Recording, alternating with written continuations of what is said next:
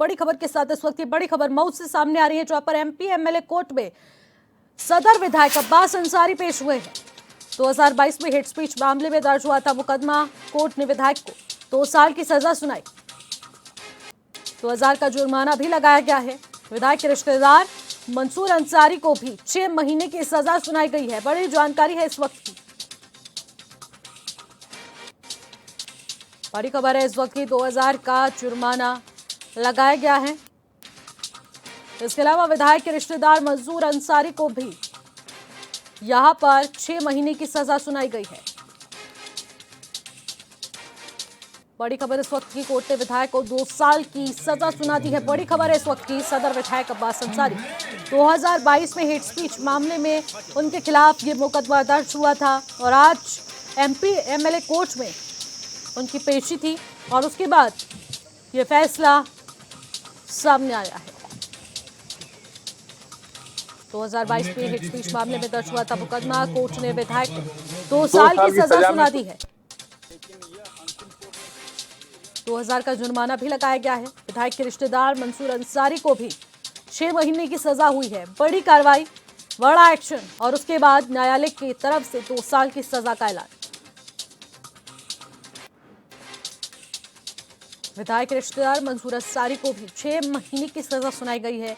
ये बड़ी जानकारी इस वक्त की सीधे मऊ से हम आप तक पहुंचा रहे हैं। एमपी एमएलए कोर्ट में आज यहां पर पेशी हुई। 2022 में हेट स्पीच मामले में मुकदमा दर्ज हुआ था और उसके बाद अब्बास अंसारी को 2 साल की सजा सुना दी गई है। साथ ही 2000 रुपए का जुर्माना भी लगाया गया है और उनके रिश्तेदार मंसूर अंसारी को भी यहां पर 6 महीने की सजा यहां पर कोर्ट द्वारा सुनाई गई है।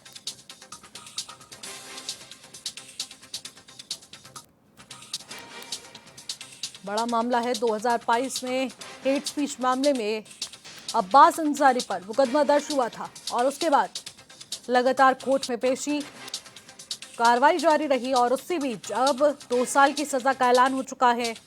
2 साल की सजा सुना दी गई है कोर्ट की तरफ से। साथ ही हेट स्पीच मामले में 2000 रुपए का जुर्माना लगाया गया। 2 साल की सजा में तो है, लेकिन यह अंतिम कोर्ट नहीं है। यह इस मामले की सबसे लोअर कोर्ट है और इसके खिलाफ हम सेशन में जाएंगे। सेशन कोर्ट से हम इस आदेश को स्टे कराएंगे। आदेश स्टे हो जाएगा, विधायक की ड्यूटी रहेगी। और अभी तो हाँ, जमानत हो गई, मुचलके पे छोड़ दिए गए हैं। 20,000 के 2। तो अगर स्टे नहीं हुआ तो क्या विधायक जाएगी? विधायक जाएगी नहीं, अगर स्टे नहीं मिलेगा तब तो जा सकते हैं। इलीगल मामला है। यह ऐसा नहीं है कि इस पर विचार किया जाएगा और ऐसा नहीं है। जो आदेश हुआ है वह ठीक है कि कोर्ट का आदेश, इस पर कोई कमेंट नहीं किया जा सकता, लेकिन उसमें बहुत सारी ऐसी गुंजाइशें हैं कि प्रबल संभावना है कि मुझे स्टे मिलेगा। नहीं, कैसे मान लेंगे, क्योंकि ये लीगल मामला है ना। हमारे आपके मानने से तो होगा नहीं, क्योंकि अगर यही मानना था तो पुलिस ने तो मात्र 171 और 506 IPC में मुकदमा किया, क्यों 153 आ गया। आपके मानने से अगर होने लायक रहता तो नहीं। सीतापुर में डिप्टी सीएम ब्रजेश पाठक ने राजमाता अहिल्याबाई होलकर की मूर्ति का अनावरण किया है। इस मौके पर प्रभारी मंत्री महेश्वर शरण सिंह भी मौजूद रहे। इसके अलावा डिप्टी सीएम ने स्वास्थ्य तंत्र का व्यापक निरीक्षण किया और आमजन की पीड़ा को सुना। साथ ही स्वास्थ्य विभाग की समीक्षा बैठक के दौरान कई अहम खामियों को यहां पर देखा गया है, उनकी ओर इशारा किया गया और नाराजगी जताते हुए संबंधित अधिकारियों की जवाबदेही तय करने के निर्देश दिए गए। उन्होंने कहा कि स्वास्थ्य विभाग में लापरवाही बर्दाश्त नहीं होगी।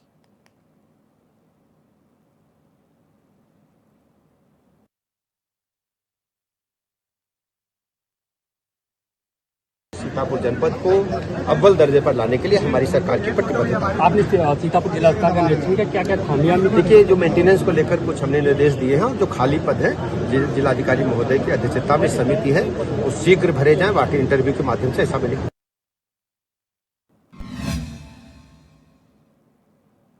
कानपुर में अंडरग्राउंड मेट्रो की यात्रा सेवा शुरू हो चुकी है, जहां पहले दिन बीजेपी सांसद रमेश अवस्थी, विधायक सुरेंद्र मिथानी समेत संगठन के पदाधिकारियों ने चुन्नीगंज से सेंट्रल तक सफर कर अंडरग्राउंड मेट्रो का जायजा लिया है।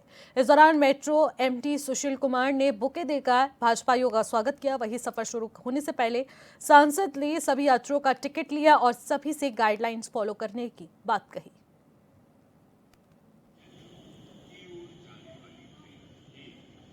कानपुर हम कानपुरियों का सौभाग्य है कि आदरणीय देश के प्रधानमंत्री नरेंद्र मोदी जी तीसरी बार प्रधानमंत्री बनने उपरांत पहली बार कानपुर आकर के, और जैसे ही वो कानपुर आए हैं उन्होंने यहाँ पर हजारों करोड़ रुपए की योजनाएं कानपुर को दी।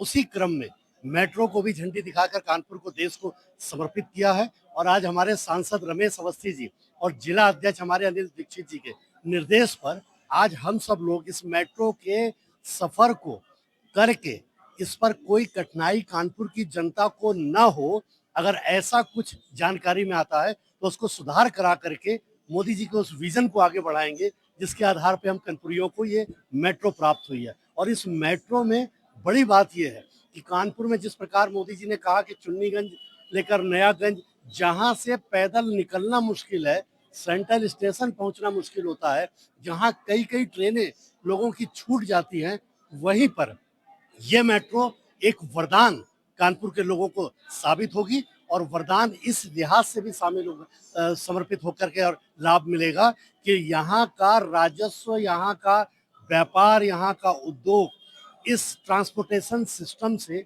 लोगों को अतिरिक्त रूप से लाभान्वित करेगा। कानपुर वासियों का मेट्रो में सफर करना एक सपना था, जो माननीय प्रधानमंत्री जी ने कानपुर वासियों का वो सपना पूरा किया है। कल माननीय प्रधानमंत्री द्वारा चुन्नीगंज से लेकर सेंट्रल स्टेशन तक मेट्रो का उद्घाटन किया है। इसके बाद तीसरे चरण का भी उद्घाटन होना है, वो भी दिसंबर तक हो जाएगा। और कल का कार्यक्रम कानपुर के विकास की पटकथा लिखेगा। माननीय प्रधानमंत्री जी ने जिस तरह कई हजार की करोड़ की, कई हजार, 37,000 करोड़ से अधिक, 47,000 करोड़ से अधिक के विकास की परियोजनाओं का उद्घाटन और शिलान्यास किया है, उसी में एक मेट्रो का उद्घाटन भी शामिल है। माननीय प्रधानमंत्री जी चाहते हैं, जैसा कि उन्होंने कल कार्यक्रम में कहा कि कानपुर का पुराना गौरव वापस किया जाएगा। कानपुर में तमाम विकास की योजनाएं लाई जाएंगी। कानपुर की मेट्रो सहित चाहे वो एलिवेटेड ट्रैक, जो कानपुर वासियों की पुरानी मांग थी, जिससे जाम से मुक्ति मिल सके, वो कल माननीय प्रधानमंत्री जी ने वो भी स्पष्ट कर दिया कि वो एलिवेटेड ट्रैक का निर्माण भी, रेलवे का एलिवेटेड ट्रैक का निर्माण भी जल्द पूर्ण होगा, जो अनवरगंज रेलवे स्टेशन से मंदना तक बनने वाला है, जिसके 18 क्रॉसिंग मुक्त हो जाएंगे। कल जो मोदी ने सौगात दी है, उसकी सबसे बड़ी खासियत है कि कानपुर से आईआईटी से सामान्य आदमी स्टेशन जाने के लिए जो कोई ट्रेन होती थी 2 घंटा पहले उसको निकलना पड़ता था, आज कल ही ट्रेन चली है। और आज हम लोगों के पास फोन आ रहा है कि भाई साहब ये सबसे अच्छा काम हुआ, कहीं भी जाम में नहीं फंसना हुआ। आईआईटी से और घंटाघर तक व्यक्ति मुश्किल से 25 मिनट में पहुंच जा रहा है। इससे बड़ी सौगात कानपुर के लिए और कुछ नहीं हो सकती है कि आदमी जाम से बचेगा, कोई अपना वाहन नहीं ले जाना पड़ेगा और आना जाना सुगम हो गया है। जितना भी मोदी को धन्यवाद दिया जाए उतना कम है कानपुर की जनता को उन्होंने ये सौगात। मुझे बहुत ज्यादा अच्छा लग रहा है कि हमारे कानपुर जैसे शहर में मेट्रो बन गई है और इससे बहुत ज्यादा आसानी होगी हम लोगों को आने जाने में, और बहुत ज्यादा मतलब जल्दी भी, टाइम का भी काफी कम वेस्ट होगा। और मुझे बहुत ज्यादा अच्छा लग रहा है और खुशी हो रही है कि मेट्रो में बैठने जा रही हूँ। मैं पहली बार बैठ रही हूँ मेट्रो में। मेरा नाम अंशिका चौरसिया है। मैं कानपुर स्टेशन माल रोड मेट्रो स्टेशन में आई हूँ। मुझे बहुत अच्छा लग रहा है मेट्रो स्टेशन पे। ये मेरी फर्स्ट जर्नी है एंड मैं बहुत ज्यादा एक्साइटेड हूँ फर्स्ट जर्नी करने के लिए। And thank you so much Kanpur वालों को कि उन लोगों ने हम लोगों के लिए इतनी अच्छी फैसिलिटीज करी है। Thank you so much. Sir मेरा नाम जया किनारी है। सर मैंने चुन्नीगंज से नयागंज तक सफर किया। बहुत ही अमेजिंग मेरी लाइफ का कानपुर में इतनी अच्छी सुविधा योगी जी और हमारे जो मोदी जी हैं, इनको मैं बहुत बहुत बहुत थैंक यू करती हूँ पूरी कानपुर की जनता की तरफ से। बहुत ही सुंदर सुविधा उन्होंने हमें दी है।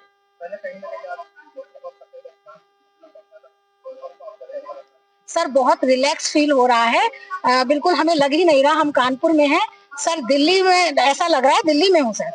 सर समय की बचत हो रही है सर, जाम से मुक्ति मिल रही है और बाहर की जो हमारा 42-48 डिग्री सेल्सियस जो तापमान चल रहा है उससे हम ठंडक का अनुभव कर रहे हैं। सर बहुत ही अच्छा अनुभव है सर। देखिए, जिस तरीके से कानपुर शहर के अंदर जाम को लेकर के, मरीजों को लेकर के, क्रॉसिंग्स को लेकर जो समस्या कानपुर शहर के अंदर थी, वर्तमान समय में वो समस्या दूर हो गई है। और आने वाला जो 2027 का भविष्य है वो कैसा होगा ये सबको दिखने लगा है, क्योंकि सरकार की जो सोच है वो भारत को विकास की ओर ले जाना था, कानपुर को विकास की ओर ले जाना था। और जिस तरीके से बदलाव इन 14 सालों में दिखा है, निश्चित सी बात एक लगता है कि हमारा आने वाला जो भविष्य है, आने वाली जो समस्याएं थी वो खत्म हो गई हैं और हम सब जो है एक सुखद अनुभव करने वाले हैं। भैया हम लोग बहुत अपने को गौरवान्वित महसूस कर रहे हैं कि हमको कानपुर में इतनी बड़ी सौगात मिली। उत्तर दक्षिण के कार्यकर्ता क्या है, उत्तर दक्षिण की जो जनता है उनके लिए भी राहत मिली है, क्योंकि जाम में आदमी फंसा रहता था। कहीं भी अगर बाइक से कोई जा रहा है तो वो क्रॉसिंग बंद है तो उसमें बेचारा तपता रहता था धूप में। इससे उनको, जहाँ तक मेरा ऐसा अनुभव है कि उनको बहुत कुछ राहत मिली होगी। योगी मोदी जी ने ये जनता के लिए ऐसा सोचा, आज की तक कभी अभी तक किसी सरकार ने नहीं सोचा जनता के लिए। जनता इसको बहुत ही अच्छा महसूस कर रही है कि हमें इस सफर में समय बचेगा और हमारा जितना समय बचेगा उतना मेरा कार होगा, चाहे स्कूली बच्चे हों, चाहे महिलाएं हों, चाहे बाजार करना हो, चाहे स्टेशन पे हमको ट्रेन पकड़नी हो, इन सब चीजों से हमको बहुत बड़ी राहत मिली है। वो सब झूठ बोलते हैं, चलाया किसने है ये तो आपको भी पता है। माननीय सीएम योगी जी ने ही इसको चलाया है और आज जो सौगात मिली है अंडरग्राउंड, वो उन्हीं की बदौलत मिली है। उन्हीं ने ये सोचा जनता के लिए और जनता उनको बहुत बहुत धन्यवाद दे रही है और हम सब लोग उनको धन्यवाद दे रहे हैं जो इतनी बड़ी सौगात कानपुर के लिए उन्होंने सोचा।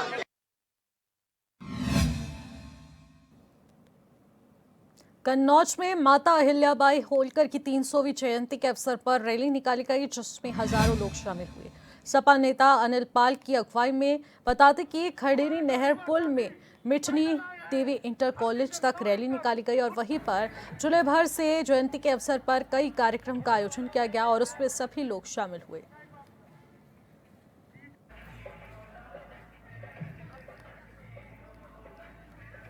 ये लोकमाता पुण्य श्लोका अहिल्याबाई होलकर के 300वीं जयंती है। पूरे देश और दुनिया में गांव, गली, कस्बे, नगर, शहर सब अहिल्यामय है और ये बुजुर्गों के आशीर्वाद की बदौलत और नौजवानों के जोश की बदौलत पूरे देश में संभव हो पा रहा है। लोकमाता अहिल्याबाई होलकर को सनातन की रक्षा के लिए, तमाम मंदिरों का जीर्णोद्धार करने के लिए और सबसे बड़ी बात कि इस दुनिया में 2 राजा हुए, एक महारानी लोकमाता अहिल्याबाई होलकर और एक युधिष्ठिर राजा हुए जिनके नाम के पीछे पुण्य श्लोक लगा।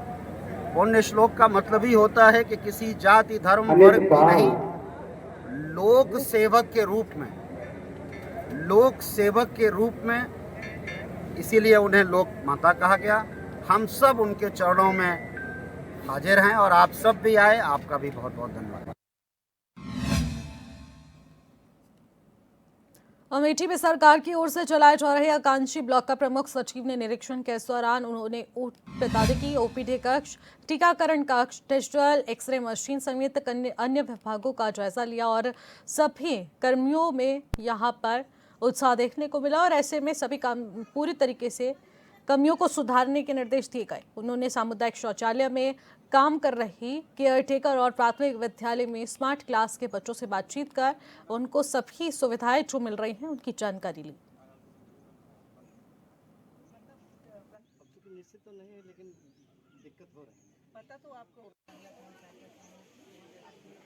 देखिए, आप जानते हैं कि प्रदेश सरकार द्वारा एक पहल शुरू करी गई थी आकांक्षात्मक ब्लॉक्स की, जिसको भारत सरकार की नीति आयोग द्वारा पूरे देश में रेप्लिकेट किया गया है। क्योंकि यूपी इस स्कीम में पायनियर है, इसलिए हमारे माननीय मुख्यमंत्री जी के निर्देश हुए थे कि ये वाली जो योजना है उसको जो शासन स्तर पे हम लोग सब विशेष सचिव जो भी है वो जाके ज़मीनी तल पे जाके देखें कि उसमें क्या अच्छाई है, क्या सुधार के उसमें एस्पेक्ट्स हैं जिस पे हम वर्क कर सकते हैं।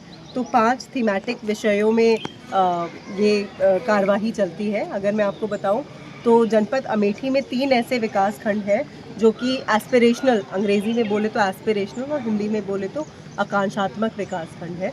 उसमें एक जो जामो है उसमें से एक है, दूसरा बाजार शुक्ल है और तीसरा जगदीशपुर है। तो 2 विकास खंडों का निरीक्षण मेरे द्वारा किया जाएगा। उसी के क्रम में आज यहाँ पे बोया गांव में यहाँ पे जो भी सरकारी जो भी फैसिलिटीज़ हैं उनका जो क्वालिटी है, चाहे CHO का केंद्र हो, हेल्थ एंड वेलनेस सेंटर जिसको आप आयुष्मान आरोग्य मंदिर बोलते हैं, या आंगनबाड़ी केंद्र है, या स्कूल है, या पंचायत सचिवालय है, उन सब की जो क्वालिटी है वो वर्किंग है, गुणवत्ता है, जो टेक्नोलॉजी का प्रयोग कर रहे हैं, उन सब के बारे में जानकारी ली गई और ज़मीनी हकीकत से अपने आप को रूबरू करने की कोशिश करेंगे ताकि जो भी फीडबैक है वो शासन लेवल पे दिया जाए।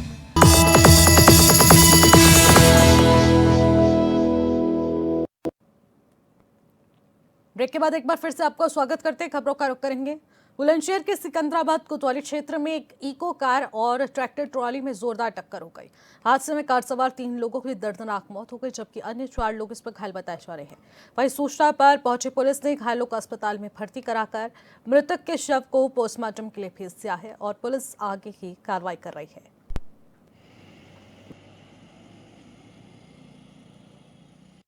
आज दिनांक 31 मई 2025 की अर्ली मॉर्निंग में थाना सिकंदराबाद क्षेत्र अंतर्गत जोखाबाद इंडस्ट्रियल एरिया के गोपालपुर गेट के पास एक ट्रैक्टर ट्रॉली के पीछे एक इको गाड़ी जो गाजियाबाद से बुलंदशहर की तरफ जा रही थी एवं इसमें 3 व्यक्ति सवार थे।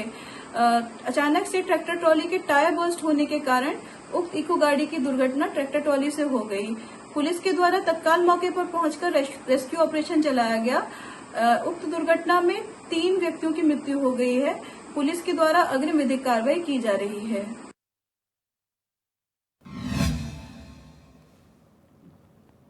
लखीमपुर खीरी के शारदा नहर क्षेत्र में कुछ युवक और युवतियां मंदिर प्रांगण और साथ ही साथ शारदा बैराज जैसे धार्मिक स्थलों पर अश्लील वीडियो बनाकर सोशल मीडिया पर वायरल कर रहे हैं, जिसमें धर्मास्था की पवित्रता कलंकित हो रही है और पूरे समाज की भावनाओं को ठेस भी पहुंच रहा है, जिसको लेकर स्थानीय हिंदू संगठनों और आम नागरिकों ने थाने में एक लिखित शिकायत दी है और मांग की है कि इन असामाजिक तत्वों के खिलाफ कड़ी से कड़ी कार्रवाई की जाए।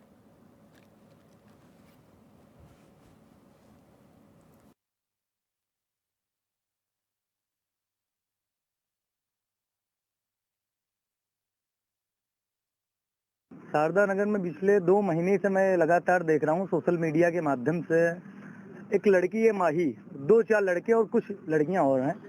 पिछले 2 महीने से बराबर शारदा नगर मंदिर एक लखीमपुर की संस्कृति संजोए हुई है, वहाँ पे अश्लील वीडियो बनाती हैं। पिछले और कई मंदिरों में एक बार एक पकड़ हुआ था, हम लोगों ने बजरंग दल की तरफ से उन पर मुकदमा भी लिखवाया था। आए दिन उनका रोड पे डांस करना, बजरंग बली के मंदिर के सामने मुजरा करना, ये कतई बर्दाश्त नहीं है किसी भी कार्यकर्ता को हमारे। इसको लेके आज हम लोगों ने ज्ञापन दिया है माननीय थाना प्रभारी जी को और थाना प्रभारी जी ने आश्वासन दिया कि इस पे कठोरतम कार्यवाही करते हुए ये मुजरा वृत्ति जो हो रही है शारदा नगर के अंदर, इसको बंद करवाई जाएगी।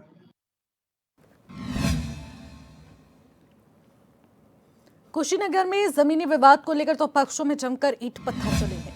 वही पत्थरबाजी से सिर में ईंट लगने से बता दें कि 58 साल की महिला ने दम तोड़ दिया।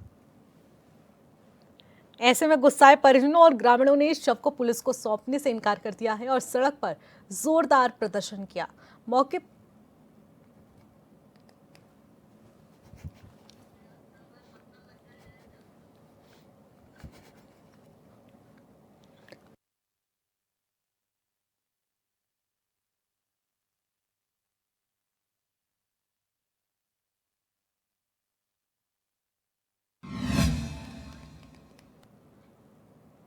अगली खबर देवरिया के गौरी बाजार थाना क्षेत्र से है, जहां पर कटाई गांव में प्रधान की मारपीट का वीडियो सोशल मीडिया पर वायरल हो रहा है, जिसमें प्रधान बता दें कि रामदीन गौतम एक व्यक्ति पर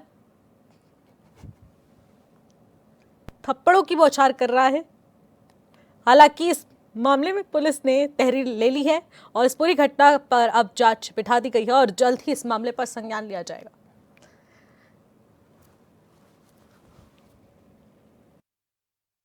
पति हमारे विदेश रहते थे, जब पैसा भाई के खाता में भेज रहते सारा पैसा प्रधान को उठा के दे रहा था। रोड पे आए जब पूछने लगे तो वही कहा सुनी हुआ। उसके बाद प्रधान हमारे पति को मारने लगे। क्यों मारे हैं?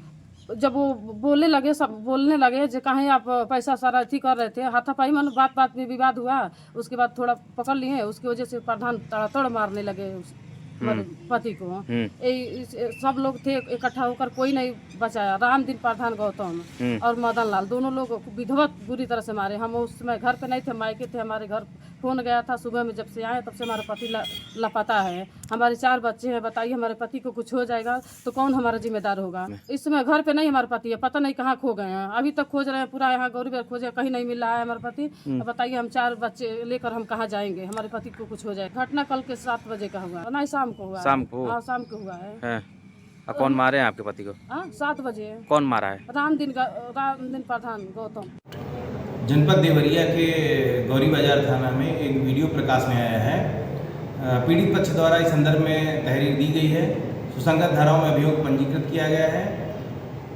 आक्रामक पक्ष को हिरासत में लेकर पूछताछ की जा रही है। नियमानुसार आगे की विधिक कार्रवाई की जाएगी।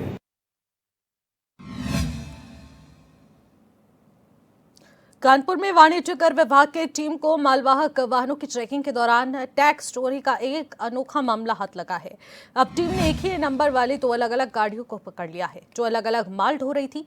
इस मामले में बड़े स्तर पर टैक्स चोरी की आशंका जताई जा रही है। वहीं संयुक्त आयुक्त सुशील गौतम ने बताया कि कार्रवाई गुप्त सूचना के आधार पर की गई है और फिलहाल अब पूरी तरीके से ST की दोनों वाहनों को अब यहां पर लदे माल को लेकर कब्जा कर लिया गया है। साथ ही साथ अब जांच शुरू करा दी गई है और ऐसे में टैक्स चोरी का यह बड़ा मामला जल्द ही इसका खुलासा करने की बात कही जा रही है।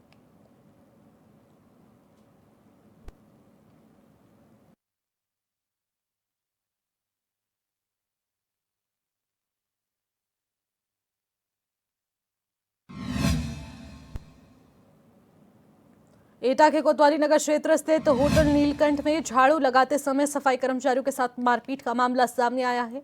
होटल कर्मचारियों ने सफाई कर्मचारियों की बेरहमी से पिटाई की है, जिसको लेकर सफाई कर्मचारियों में भारी आक्रोश है।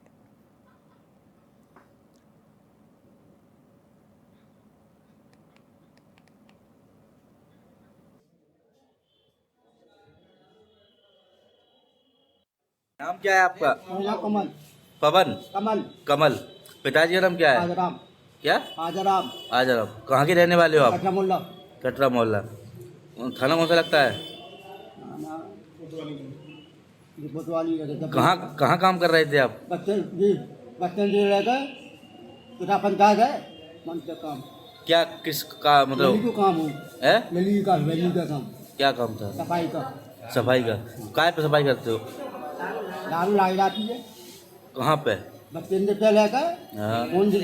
रोड है। तो मारपीट किसने करी है? लोगों ने मारा था। कौन लोग हैं वो? मानसू है? मानसू। क्या करते हैं ये? उनका होटल है। होटल है? क्या होटल, क्या नाम है होटल का? नीलकंठ। तो क्या वजह क्या रही थी मारने की? हम सफाई कर गए, अब पिए गए दोनों, फिर ठंडा लेके आए। तो क्या बात क्या हुई थी जो मारा? बात नहीं भाई, कुछ बात नहीं हुई। अच्छा, मट्टी उड़ गई थी, इसी बात। फिलहाल इन खबरों में मेरे साथ बस इतना ही। आप देखते रहिए HNN 24/7। नमस्कार।